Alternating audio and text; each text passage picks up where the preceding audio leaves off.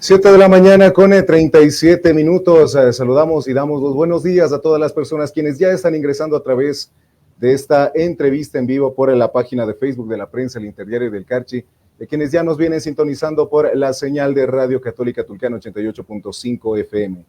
Y el día de hoy vamos a dialogar sobre dos aspectos importantes que están tomando la coyuntura política de nuestro país. Por un lado, la consulta popular, y por el otro lado, las reformas al Código Orgánico Integral Penal. Para ello, hemos invitado al asambleísta por la provincia del Carchi, José Vallejo, con quien estaremos dialogando sobre estos temas. Asambleísta Vallejo, muy buenos días y sea usted bienvenido a este espacio.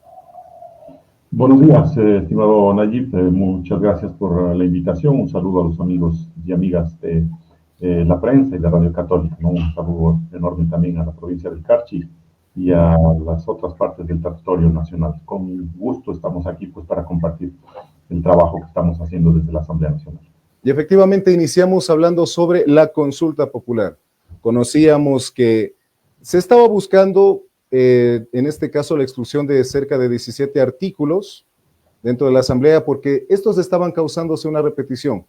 Entonces, puntualizando un poco sobre esta situación, coméntenos cómo se está desarrollando este trabajo sobre este tema al interior de la Asamblea.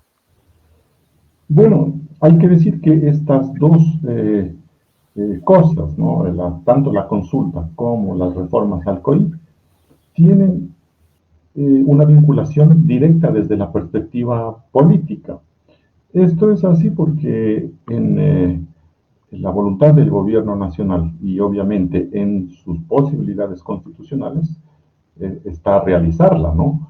Sin embargo, nosotros tenemos la preocupación de que esta consulta no tenga otro objetivo que aquel de utilizarla como plataforma política en la vía de una reelección para el presidente Noboa, estando conscientes de que ya este momento estamos en un periodo electoral.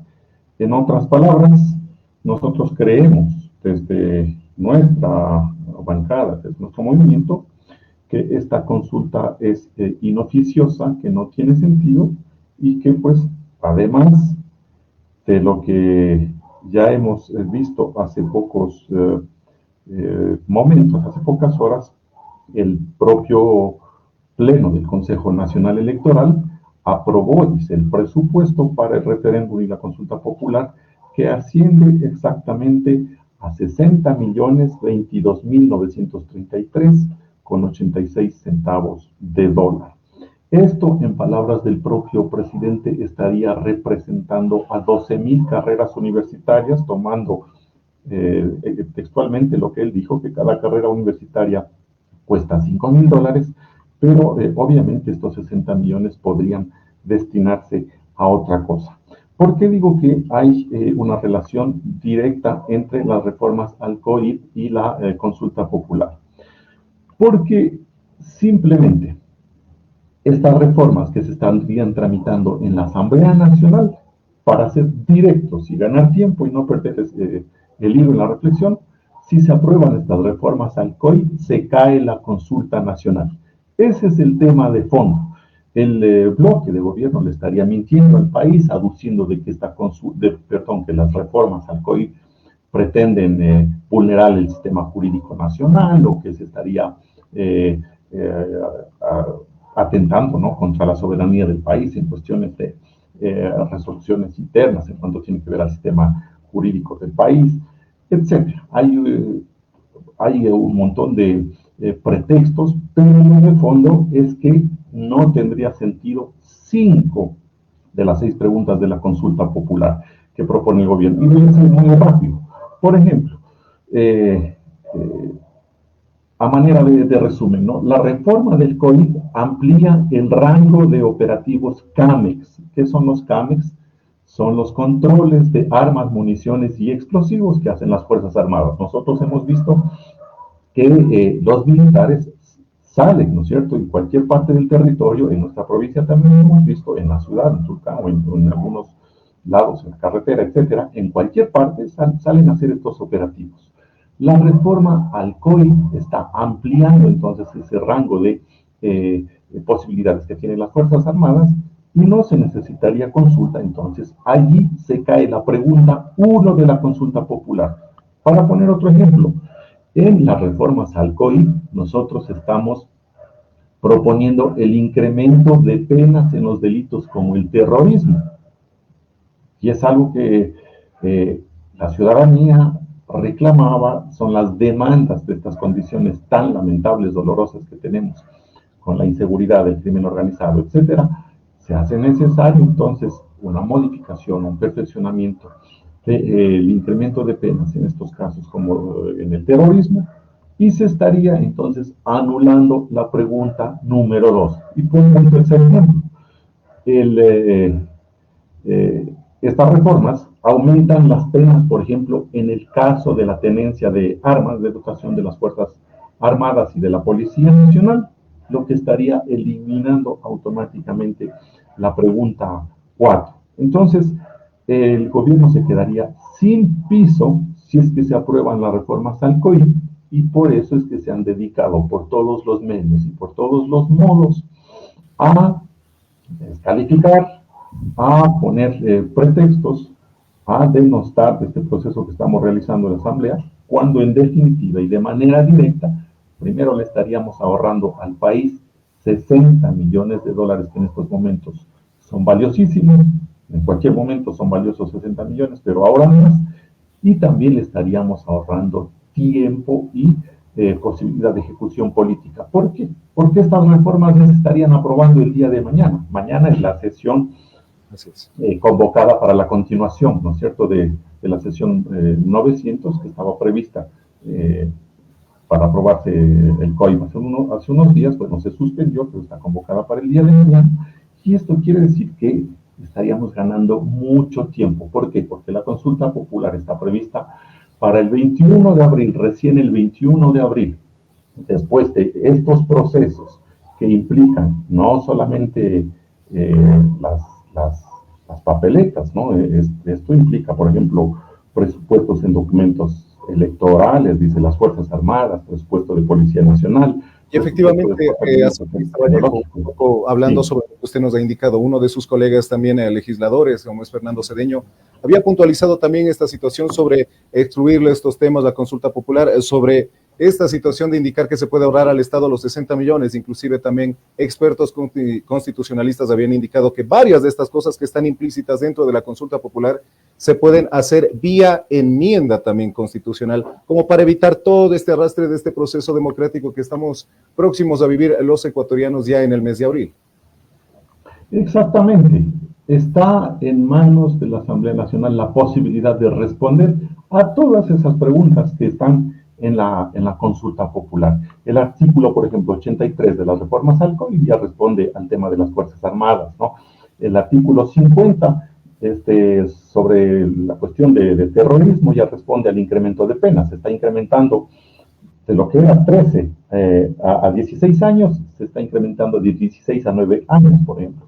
Y así para el resto de preguntas. Entonces, esa preocupación nosotros la tenemos, hacemos un exhorto, ¿no?, a la ciudadanía a hacer esta reflexión. Si bien es cierto, la consulta es un mecanismo democrático, debe ser utilizado en cuestiones que tengan que ver con el interés nacional, no con el interés político partidista electoral de una persona o de un grupo de personas, porque ahí estaríamos entrando incluso en una cuestión de ilegalidades o inconstitucionalidades e incluso vulneración de los derechos, porque los ciudadanos votan en una consulta o asisten a una consulta, obviamente para recibir respuestas contundentes a los problemas que tienen, no para realizarle el juego, ¿no es cierto?, o acolitarle, como se dice comúnmente, a que sea una plataforma política para una persona. Nosotros estamos convencidos de que estas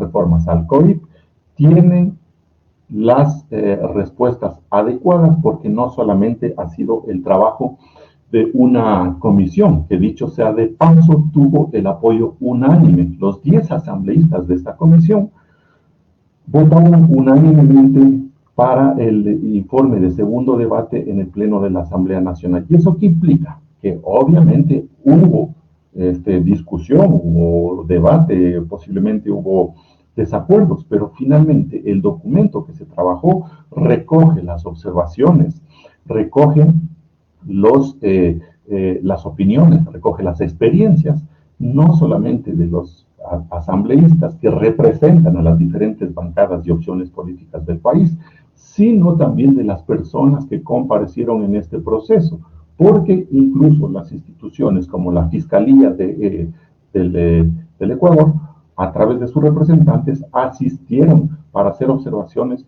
o para dar orientaciones respecto a la construcción de este proyecto de reformas al COIP.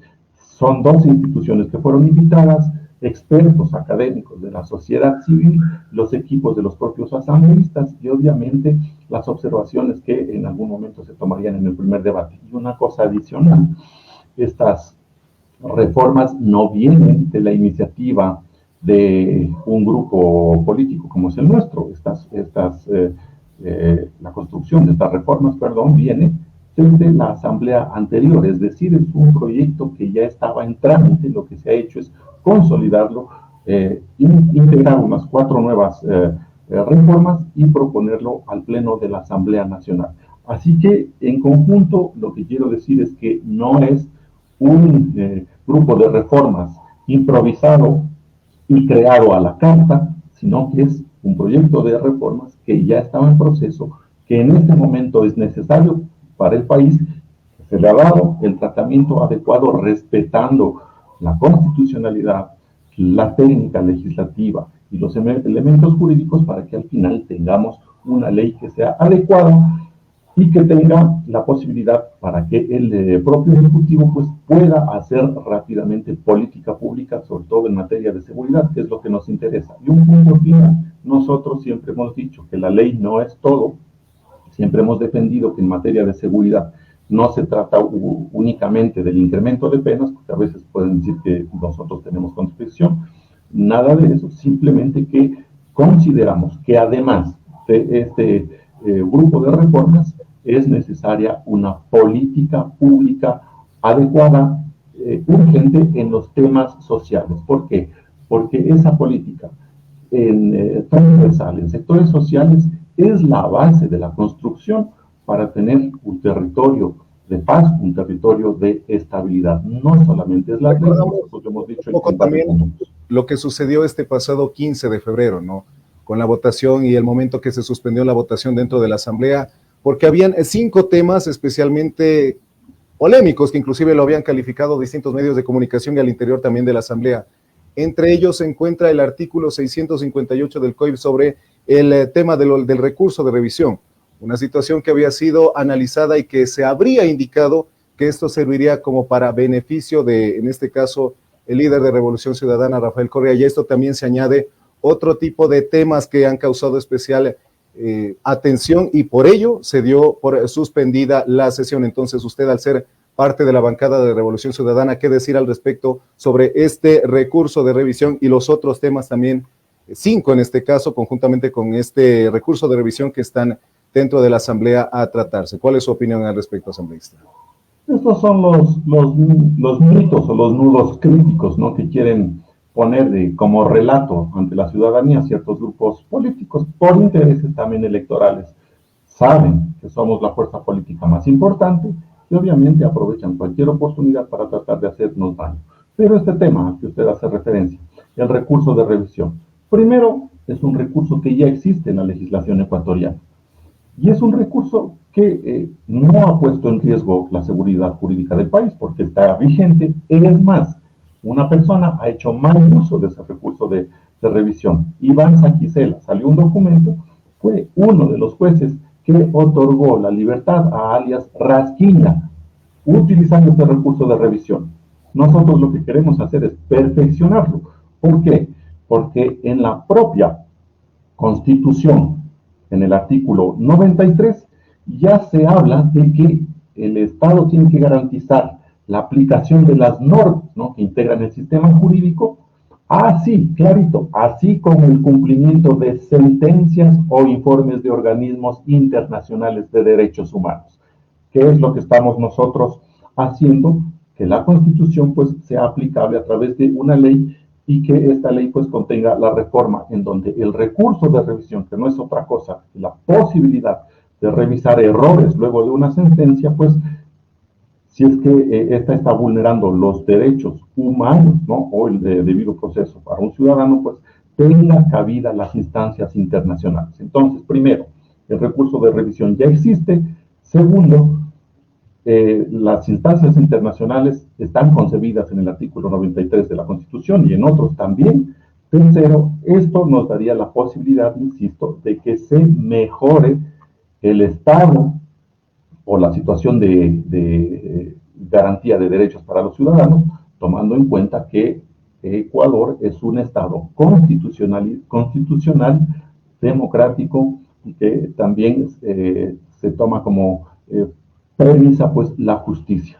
Nosotros en este acto de justicia queremos que esta reforma pueda mejorar, insisto, las posibilidades de garantías de derechos de los ciudadanos, y ha sido propuesta no por afectar a la situación de una persona, porque la ley no se hace así. Si hubiese caído al primer intento o al primer filtro, sino para que todos los ecuatorianos y ecuatorianas puedan beneficiarse de estas reformas, ¿no? Insisto, estos errores de hecho en el proceso pueden ser revisados en cualquier tiempo, y lo que se hace es incrementar una causal de procedencia, es decir, una causa más a las que ya existen, ¿no? Entonces, es alejado de la realidad afirmar que este recurso de revisión estaría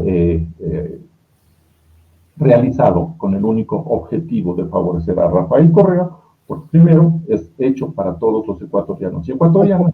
Para argumentar también esta situación, entendemos que tanto este recurso de revisión como también otros temas que se encuentran pendientes, ¿por qué ha causado esta división entre las bancadas? Entendemos que si hubiera sido una situación más unánime se hubiera dado paso completamente, pero justamente ¿por qué causa esta división entre las distintas bancadas? Yo insisto porque son temas que tienen que ver con las conveniencias políticas electorales de estos sectores políticos. Si ellos piensan que esto puede favorecer a Rafael Correa, lo utilizan como caballo, digamos, de batalla para dejar abajo todo el proyecto de reformas, es una posición, insisto, muy política, pero egoísta al mismo tiempo, porque de todas maneras, si esto beneficiaría a Rafael Correa, él también es un ciudadano ecuatoriano y él también está dentro del sistema nacional de justicia como cualquier ciudadano. Entonces, no podemos decir que hagamos una ley para todos los ecuatorianos, menos para Rafael Correa. Y complementando un poco esto, ¿a qué le temen tanto una instancia internacional, ¿no? Porque esta instancia internacional estaría más o menos conformada por el Comité de Derechos Humanos de las Naciones Unidas, que tiene que ver con 18 expertos de 18 países diferentes. Son instancias de altísimo nivel que tienen obviamente independencia en sus decisiones, y que si es que las cosas se han hecho dentro del marco legal, como dicen en el caso del influjo psíquico, si es que se ha hecho de manera constitucional, respetando el debido proceso, si es que no se ha vulnerado nada, en otras palabras, si es que todo está bien dentro del marco jurídico y normativo, ¿cuál es el temor? En ese momento, ninguna instancia internacional, por más autoridad que tenga, le podría declarar sencillamente las vulneraciones o la existencia de derechos a una sentencia. Pero aquí hay que ser claros, lo que temen en realidad es que se le caigan todos aquellos procesos y sentencias que han sido generados a la carta y que han condenado a gente inocente con argumentos inexistentes. La propia fiscal hace pocos días en un canal de alcance nacional, en un canal de televisión, lo dijo públicamente, que no hay prueba contundente, y lo dijo textualmente. Lo que temen entonces es que se les caigan estas condenas antijurídicas del lawfare ecuatoriano, y ese es el punto o el talón de Aquiles, digamos, de este de este escenario político. Por un lado, el gobierno no quiere estas reformas porque se le cae la consulta.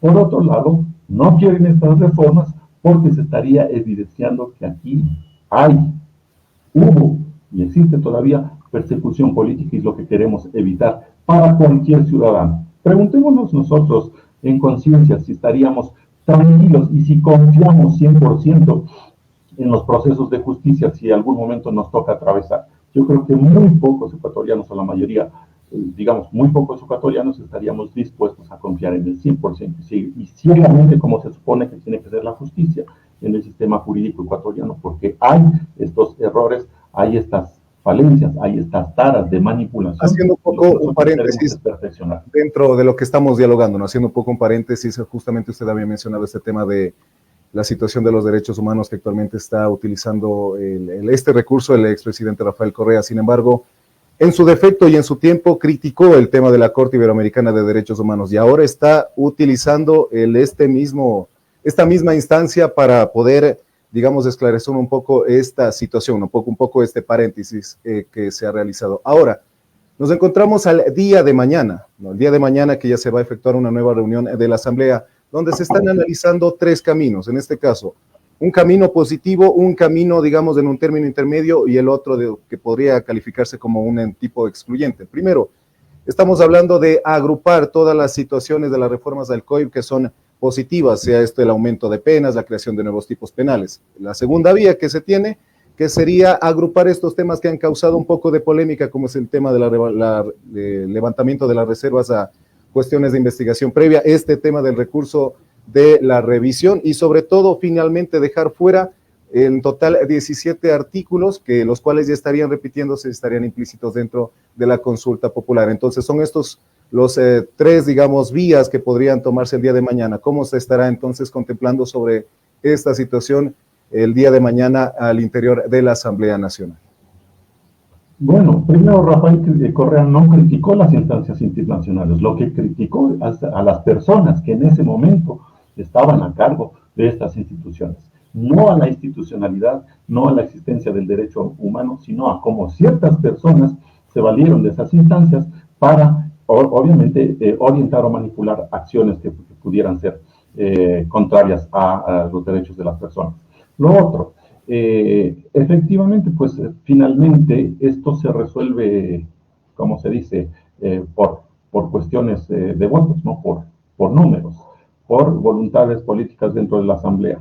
Existen esas posibilidades, creo que el propio presidente de la Comisión de Justicia y Estructura del Estado propondría, ¿no? Ya sea una votación por bloques, ¿no? Primero aquellas en las que hay consenso sin mayor problema y luego pues aquellas reformas en las que generalmente pues no existe un consenso y que en el transcurso todavía de estas horas pues ojalá pueda llegarse a un acuerdo. Nosotros estamos en expectativa de que se aprueben todas estas reformas. Insisto, ha sido el trabajo de la asamblea anterior, de esta asamblea, respetando la constitucionalidad, el marco jurídico, la técnica jurídica, etcétera, para tener al final del día pues una ley que pueda ser práctica y que evite la consulta popular. Veamos cómo votan, ¿no? los asambleístas. Estemos pendientes, ciudadanas. Nosotros ya tuvimos la experiencia en la ley sobre el tema del IVA, que hubo asambleístas que votaron en favor del proyecto de la asamblea, pero cuando vino el veto presidencial, esos mismos asambleístas votaron allanándose al veto presidencial, es decir, cambiaron de posición sospechosamente y en eso hay que tener cuidado. Por eso es importante dar seguimiento a cada uno de sus asambleístas a ver cómo mantiene esa coherencia política, pero sobre todo cómo vota en función de los intereses nacionales. Nosotros queremos y confiamos que el día de mañana pues existan los votos suficientes, ojalá para apoyar las reformas tal como se está planteando en el informe para segundo debate. Como para ir finalizando un poco este diálogo, asambleísta Vallejo, usted nos había indicado que este tema de las reformas al COIP ya había sido una situación que había estado pendiente y que ahora pues se le ha dado camino para continuar sobre la misma. Sin embargo, en el gobierno de Lenín Moreno, después pasamos a Guillermo Lasso, ya las situaciones empezaron a visibilizar en nuestro país, sobre todo en temas de seguridad, e inclusive llama la atención que ya desde el gobierno de Guillermo Lasso todo esto comenzó a salirse de las manos, donde se empezó a lanzar estados de excepción fallidos, y no había ese control real que hoy lo tenemos. Entonces, ese tema que haya quedado pendiente, ¿no?, de estas reformas al COI, ¿por qué se quedó pendiente en aquel entonces y hoy que es tan urgente darle vía? Observamos que existen distintas divisiones, como había indicado inclusive en nuestro diálogo.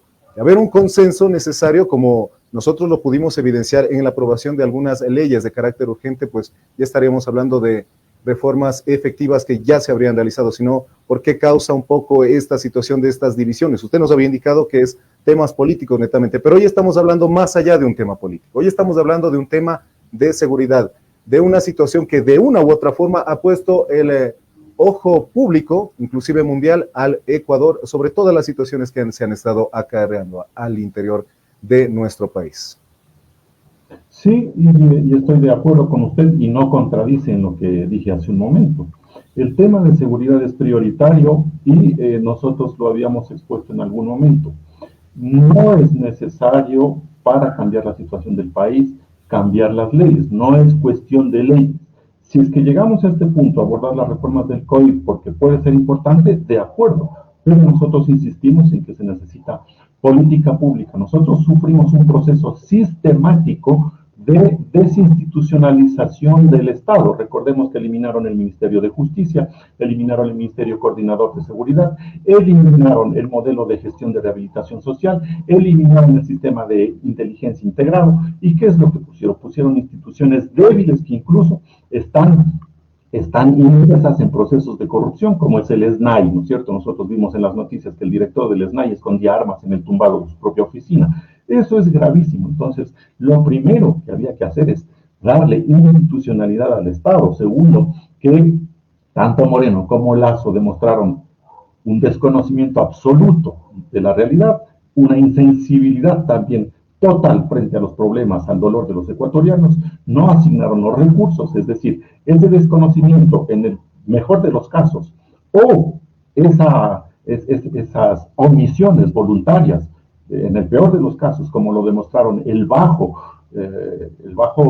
la baja ejecución presupuestaria, ¿no es cierto?, en temas de seguridad, creo que no llegó ni al 10%, demuestran entonces la improvisación, la insensibilidad, la desinstitucionalización sistemática, y que, pues, en definitiva, ese deterioro de las condiciones del Estado generaron que los grupos delincuenciales organizados, pues, vayan tomando parte y vayan apoderándose prácticamente del control del territorio, como ya sucedió en el informe de la crisis carcelaria, que nosotros lo hiciéramos cuando estuvimos en la Comisión de Seguridad. Allí nosotros ya identificamos, entre conclusiones y recomendaciones, más de 100, y ya dimos pistas del tipo de política pública que debería hacer el Estado. Entonces, no solamente es una cuestión de política, sino una cuestión de visión, de planificación, de sensibilidad con la realidad de los ecuatorianos, pero sobre todo, si ya estamos en un análisis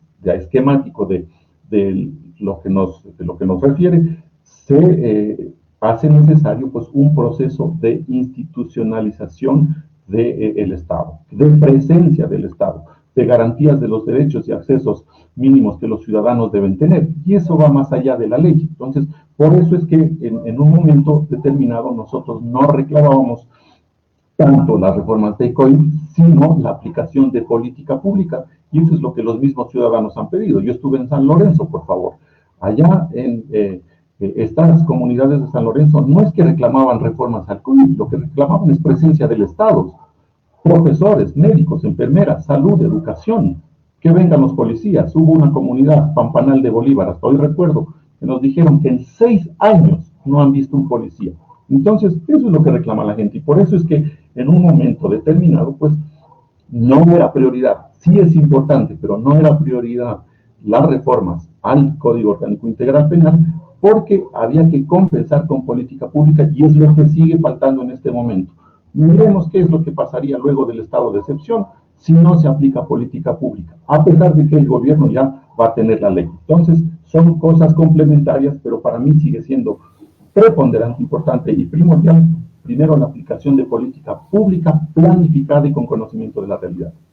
De esta manera nosotros hemos escuchado al asambleísta por la provincia del Carchi, José Vallejo, con quien hemos estado hablando un poco sobre la consulta popular y también las reformas al Código Orgánico Integral Penal. Queremos agradecerle su participación en este espacio, asambleísta Vallejo.